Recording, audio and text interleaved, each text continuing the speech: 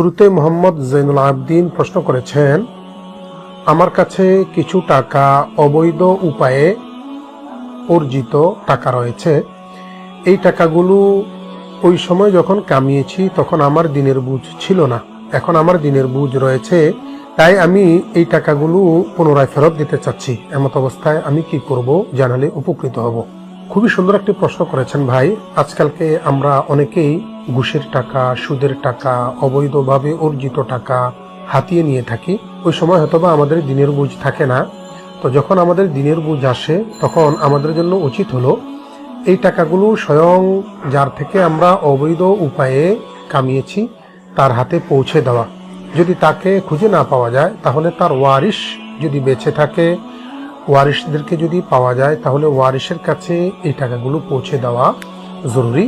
যদি ওয়ারিশকেও না পাওয়া যায় তাহলে ফতোয়া মাহমুদিয়ার মধ্যে উল্লেখ রয়েছে, যার থেকে টাকাগুলো অর্জন করা হয়েছে তার নামে, তার পক্ষ থেকে আল্লাহর রাস্তায় কিংবা গরিব মিসকিনদেরকে দান করে দিতে হবে। তাহলে এই ক্ষেত্রে এটার সওয়াবটা উক্ত ব্যক্তির আমল নামায় চলে যাবে।